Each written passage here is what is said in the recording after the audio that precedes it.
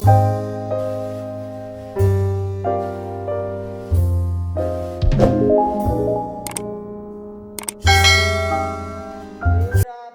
धर्म संघ के महान तपस्वी संत मुनि अनोप चंद जी ने 2009 में जयाचार्य के आचार्य बनने के बाद पहली बार मेवाड़ में आने पर जयाचार्य की अगवानी करते हुए कोशीथल गांव में एक साल के अंदर 187 दिन की तपस्या का प्रत्याख्यान करके इतिहास का सुनहले पृष्ठ का सृजन किया था। 1910 अपनी जन्मभूमि वहाँ पर जयाचार्य ने साध्वी प्रमुखा सरदार सती को साध्वी प्रमुखा पद पर प्रतिष्ठित किया। सरदार सती का अभिवादन करने के लिए 1910 के अंदर मुनि अनोप चंद जी ने 193 दिन की तपस्या करके लगातार दूसरी 6 मासी तब करके इतिहास का पुनः सुनहले पृष्ठ का सृजन कर दिया था। 1910 का नाथद्वारा में चातुर्मास परिसंपन्न होता है और उस समय मालवा मध्य प्रदेश के लोग बहुत ज्यादा तादाद के अंदर जयाचार्य को मध्य प्रदेश पधारने का अनुरोध करते हैं। आखिर में चित्तौड़गढ़ के अंदर जयाचार्य ने उनका आमंत्रण है स्वीकार करना ही पड़ा। इसका मुख्य जो कारण बना था वह कारण था मध्य प्रदेश के अंदर सबसे पहले तेरापंथ धर्म संघ की गुरु धारणा करने वाले ईश्वर जी गुलाब जी अगवानी कर रहे थे। जयाचार्य उनकी बात को मानने के लिए तैयार नहीं हुए थे। तब उन्होंने तत्काल एक तुलसी की माला है वह जयाचार्य के गोद में डाल दी और कहा आपके ही संतों ने हमारे को तेरापंथ की गुरु धारणा स्वीकार करके और इन्हें मालाओं से छुटकारा प्रदान किया था और आप यदि तेरापंथ के आचार्य होकर हमारे मालवा में नहीं पधारे हैं फिर हमारे को तेरापंथी बनने रहने का क्या मतलब रहा। आप यादो ये माला अपने हाथों से हमारे को वापिस दे दो और इन मालाओं को फेरते हुए अपने पुराने संस्कारों में लौट जाएं या हमारे संस्कारों को मजबूती प्रदान करने के लिए आप मध्य प्रदेश पधारे। श्रावकों का यह युक्ति युक्त ढंग से निवेदन जयाचार्य को अपील करने वाला बन जाता है और जयाचार्य ने इतिहास का नया सुनहला पृष्ठ सृजन करते हुए मध्य प्रदेश यात्रा की उद्घोषणा कर दी। सारे मध्य प्रदेश के अंदर एक नई लहर का संचार हो जाता है। जयाचार्य जयाचार्य उस समय चित्तौड़गढ़ में विचार रहे थे। अनेकों सिंगाड़े जयाचार्य के सेवा में थे। जयाचार्य के जीवन की यह एक बहुत बड़ी विशेषता रही है। जब भी वो कोई नए क्षेत्र में जाते, पूरे दम खम के साथ में जाते, सैदल बल साथ में जाते, जिससे सारा क्षेत्र है वह कवर हो सके। अनेकों संतों के साथ में तपस्वी मुनि अनोपचंद जी को कहा, अरे तपस्वी, क्या तुम भी हमारे साथ में मालवा मध्य प्रदेश यात्रा में चलोगे? तपस्वी जयाचार्य की तरफ देखने लग जाती है। लगातार 9 और 10 के अंदर 6 मासी तब करने वाला वह तपस्वी आत्मबल के साथ गया, गुरुदेव आप यदि ले जाओगे तो मेरा मध्य प्रदेश यात्रा में साथ जाने का भाव है। यह सुनकर सारे साधु साध्वियां हैं देखने लग जाती हैं। और मुनि अनोपचंद जी है बिहार की यात्रा की अपनी तैयारियां प्रारंभ कर देती हैं। जयाचार्य मध्य प्रदेश की सीमा में पधारते हैं। जावत, नीमच, मंदसौर और होते हुए धीरे धीरे रतलाम शहर में प्रवेश करते हैं। जो ही रतलाम शहर में प्रवेश करते हैं और जयाचार्य की आंखों के सामने सारा रतलाम का चलचित्र है, वह पिक्चर की तरह चलना प्रारंभ हो जाता है। जयाचार्य को मुनि बेनी राम जी की स्मृति है, वह अपने आप होने प्रारंभ हो जाती है। मध्य प्रदेश क्षेत्र को निकालने वाले जो संत थे वो थे मुनि बेनी राम जी।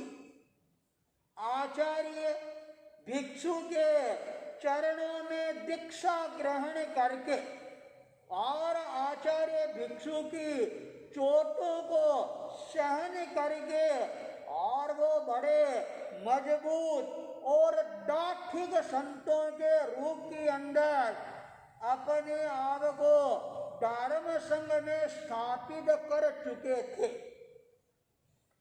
1960-68 के अंदर आचार्य भारमल जी का पाली चातुर्मास होता है।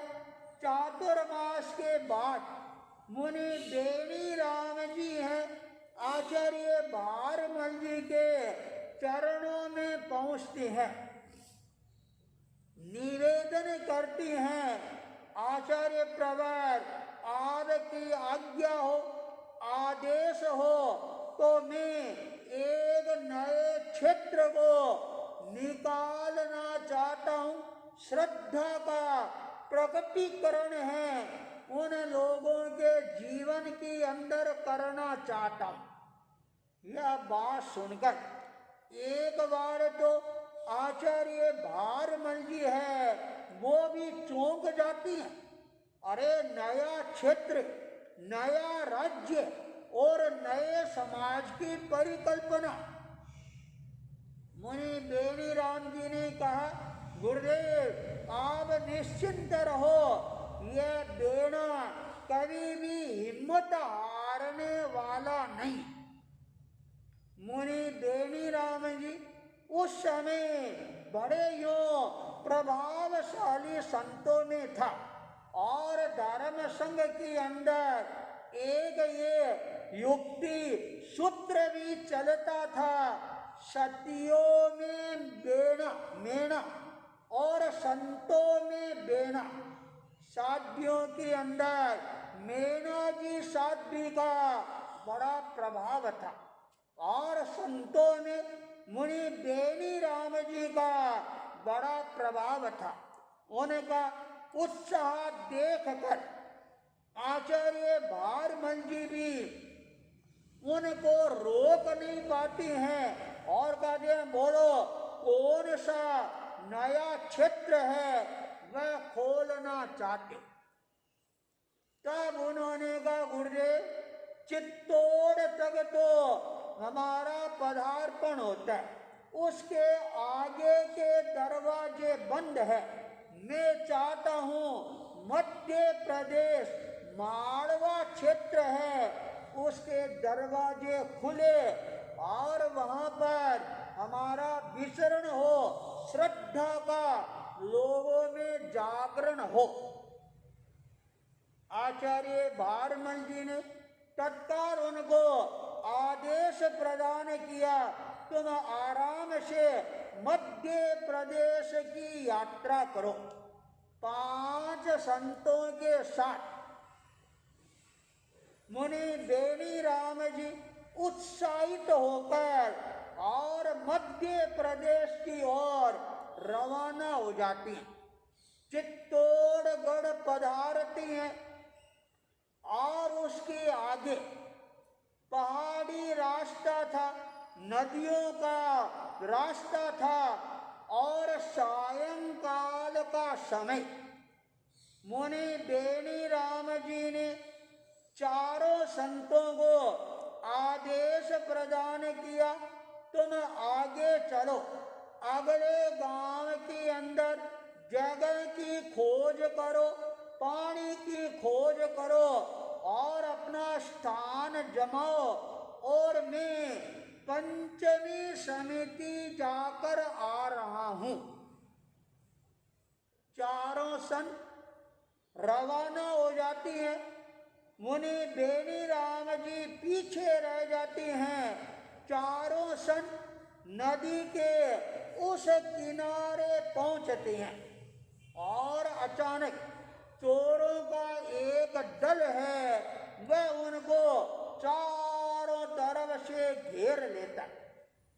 उनके पास में जितने भी वस्त्र थे, पुस्तक, पन्ने, पात्र थे, सारे के सारे वो चोर है कोस कर ले जाते हैं। केवल पहनने के जो कपड़े हैं वो उनके पास में रहते हैं। चारों संत डर जाती हैं, घबरा जाती हैं, अरे अब आगे जाकर क्या करेंगे। चारों नदी के अंदर बैठ जाती हैं। पीछे से मुनि बेनी राम जी आते हैं और उन्हें चारों को यूं बैठे हुए देख कर कहा, अरे क्या हो गया, तुम गए नहीं अगले गांव। चारों संतों ने हड़बड़ाते हुए कहा, हमारा तो सारा सामान ही चोर लूट कर ले गए। मुनि बेनी राम जी ने कहा, वाह संतों, इतनी तुम्हारे में ताकत नहीं थी कि अपने सामान की तुम सुरक्षा कर सको। चारों संतों ने कहा, मुनिवर हम तो डर गए, भयभीत हो गए और वो लोग सामान लेकर और इस पहाड़ी पर चढ़ गए। मुनि बेनी राम जी ने कहा, वाह संतों, तब तुम मध्य प्रदेश जाकर और संघर्षों का क्या सामना करोगे।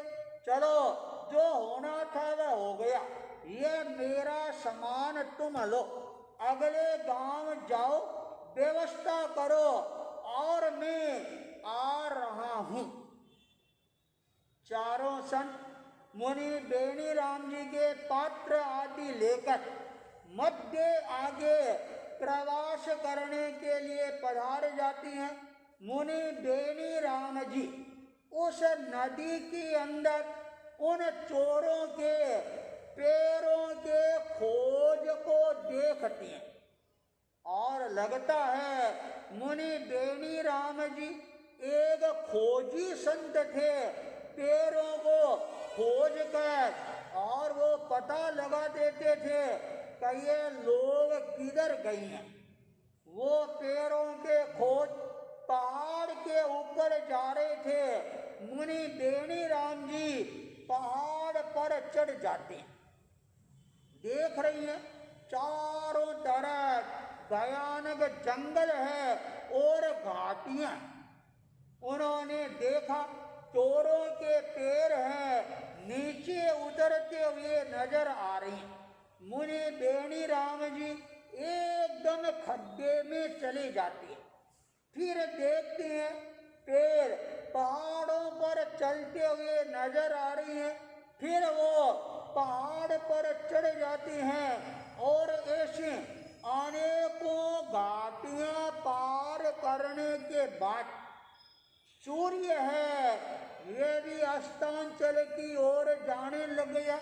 पहाड़ियां होने के कारण अंधकार भी छाने लग गया और मुनि बेनीराम जी एकदम नीचे उतरते हैं। वहां देखती हैं घने जंगल के अंदर एक बस्ती नजर आती है। वो समझ गए यही चोरों की पल्ली है। तत्काल अपने कदमों को तेजी के साथ में आगे बढ़ाते हैं और जो चोरों का मालिक था उसके घर पर जाकर वो दस्तक देती हैं और जो ही पैर रखती हैं और आवाज करती हैं निश्चय ही निश्चय ही निश्चय। ये अपना आगम का एक संतों को निर्देश है। ठिकाने से बाहर जाए तो आज्ञा लेकर जाएं, अवश्य ही अवश्य ही अवश्य ये बोल कर जाए और जब स्थान पर पधार जाए तब निश्चय ही निश्चय ही निश्चय ही इस शब्द का प्रयोग करते हुए रजोहरण से अपने पैरों को पूजते हुए प्रवेश करें। मुनि बेनीराम जी की आवाज तेज थी और वह चोरों का मालिक सारा सामान है अपने आंगन के अंदर बिखेर रखा था। सारा चोर परिवार है वह सामने बैठा था। बच्चे हैं, औरतें हैं और ये आवाज सुनते ही वो सारे के सारे चौंक जाती हैं। देखती हैं अरे हमारे चोरों के घर के अंदर ये कौन आ गया। मुनि बेनीराम जी ने कहा मेरे को रात को यहाँ रहना है और तुम्हारे रहने की आज्ञा है। इतना कहकर और वो खड़े हो जाती हैं और प्रतिक्रमण है ये करना प्रारंभ कर देते। जब प्रतिक्रमण करती हैं जोर जोर से पाटियां बोलती हैं। सारा चोरों का परिवार है वह घबरा जाता है। अरे ये कोई मांत्रिक तांत्रिक है, ये आ गया है, ये पाठ कर रहा है, हमारे सारे घर को इस पल्ली को ये बांध देगा। देखते देखते सारे चोर, उनकी घरवालियां, सारे बच्चे हैं वो वहाँ इकट्ठे हो जाती हैं, हाथ जोड़ लेती हैं, प्रार्थना करती हैं अरे बाबा हमारे पर दया कर, रहम कर, अनुकंपा कर। मुनि बेनीराम जी प्रतिक्रमण करते जा रही हैं।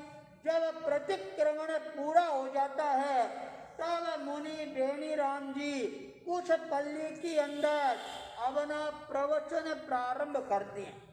उस प्रवचन को सुनकर सारे लोग हैं, चोर हैं, ये प्रभावित हो जाते हैं। मुनि बेनीराम जी ने कहा अरे एक बात का तो ध्यान रखो, संसार के अंदर एक घर तो डाकण भी छोड़ती है। अरे तुम तो संतों को ही लूटने लग गए। नहीं महाराज हमारी गलती होगी, हमारे को माफ करो, ये सारा सामान आप अपना ले जाओ, पर दो चीजें हम आपको नहीं देंगे। मुनि बेनीराम जी ने कहा क्या? कि पहली चीज ये जो चित्रान के पन्ने बनाए हुए हैं ये हम आपको नहीं देंगे, क्योंकि हमारे बच्चे हैं, इनको देख कर खुश होंगे और दिन भर खेलते रहेंगे।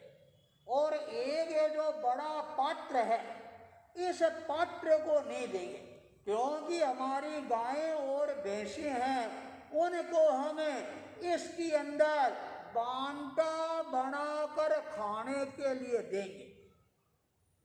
मुनि बेनीराम जी मुनि की बात को सुनकर मुस्कुराने लग जाती हैं।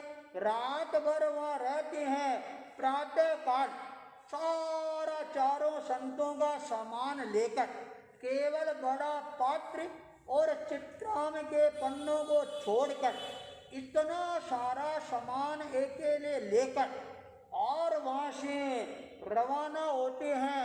सारी घाटियों को पार करते हुए अगले गांव के अंदर जहाँ संत ठहरे हुए थे वहाँ पर वो प्रवेश करती। मुनि बेनीराम जी का जब आगमन होता है और उनको वजन से लदे हुए देखकर संत आश्चर्य से की तरह, अरे क्या मुनि बेनीराम जी चोरों से सामान लेकर आ गए। सारे संत खड़े होते हैं, उनके कंधों से बोझ है ये उतारना प्रारंभ करते हैं और उनके लिए पट्ट बिछाकर विराजने का निवेदन करते हैं और कहते मुनि प्रवर ये सामान आपको कहाँ मिल गया। मुनि बेनीराम जी ने कहा संतों तुम्हारे कलेजे हैं ये तो ग्रह छोड़ चुके थे, पर मेरा कलेजा है वह एक तरह से वज्रवत कलेजा है, क्योंकि मैंने आचार्य भिक्षु के वचनों के थोले हैं वो खाए हैं, मैं पक गया हूँ, इसलिए मैं अंधेरी रात में भी डरता नहीं। काली पीली अमावस्या की रात है, वह भले ही मेरे से डर जाए पर मैं डरने वाला नहीं। मुनि बेनीराम जी का यह साहस और पौरुष देखकर सारे संत हैं उनके चरणों में नतमस्तक हो जाते हैं। मुनि बेनीराम जी ने कहा संतों ये लो अपना अपना सामान संभालो। सारे संत सामान संभालना प्रारंभ कर देती हैं। सारे कोई सामान है बाकी तो नहीं रहा। संतों ने कहा नहीं मुनि प्रवर सारा सामान आ गया। मुनि बेनीराम जी हंसने लग जाती हैं और कहते नहीं एक बार अच्छी तरह से पुनः प्रतिलेखन कर लो। संतों ने दूसरी बार अपने सामान को देखा और कहा नहीं मुनि प्रवर सारा सामान आ गया। तब मुनि बेनीराम जी ने रहस्य का उद्घाटन करते हुए कहा बोलो तुम्हारे वो बड़ा पात्र कहाँ है जिसके अंदर तुम्हें 15 शेर पानी लेकर आते। यह बात सुनते सारे संतों का ध्यान है उस पात्र की ओर जाता है और देखते रहो वह पात्र तो है ही नहीं। संतों ने कहा मुनि प्रवर वह पात्र तो नजर ही नहीं आ रहा। मुनि बेनीराम जी ने कहा तुम तो कह रहे थे ना सारा सामान आ गया, 2-2 बार प्रतिलेखन कर लिया, क्या ऐसे ही तुम प्रतिलेखन करते हो क्या? सारे संत मौन हो जाते हैं और कहा बोलो और कोई सामान बाकी रहा क्या? संतों ने तीसरी बार अपने सामान को उलट पुलट कर देखा और कहा नहीं मुनि प्रवर अब कुछ भी बाकी नहीं रहा। तब मुनि बेनीराम जी ने कहा अरे तुम अपना पूठा खोलो और देखो उसके अंदर चित्राम के बने हुए पन्ने हैं, वो है या नहीं है। संतों ने तत्काल अपने अपने पूठे हैं वो खोलने प्रारंभ किए और देखा सारा सामान है, पर चित्राम के पन्ने हैं वो नजर नहीं आ रही। मुनि बेनी राम जी ने कहा, यही तो मैं तुम्हारे से पूछ रहा था, और देखो मैं तुम्हारे को छोड़कर बहुत सारी घाटियों को पार करता हुआ उन चोरों की पल्ली में, चोरों के मालिक के घर में पहुंच गया। संतों ने कहा, महाराज उन चोरों से आपको डर नहीं लगा? मुनि बेनी राम जी ने कहा, रे संतों, मैंने कहा था ना, डर है वो भी मेरे से डर कर भग जाता है। लो अब अपना सामान संभालो, और यदि पानी लाया हुआ हो तो मेरे को कल से प्यास लग रही है, मेरे को पानी पिलाओ। यह बात सुनते संतों ने कहा, मुनि प्रवर, हम आपको पानी पिलाना तो भूल ही गए। तब मुनि बेनी राम जी ने कहा, अरे मेरे को पानी पिलाना भूल गए, तब तुम अपने जीवन के अंदर औरों को कैसे पानी पिला सकते हो? कहाँ तुम्हारे में ताकत, कहाँ तुम्हारे में हिम्मत? सभी संत हाथ जोड़कर खड़े हो जाते हैं। मुनि बेनी राम जी के सामने ठंडा पानी लाकर प्रस्तुत करती हैं।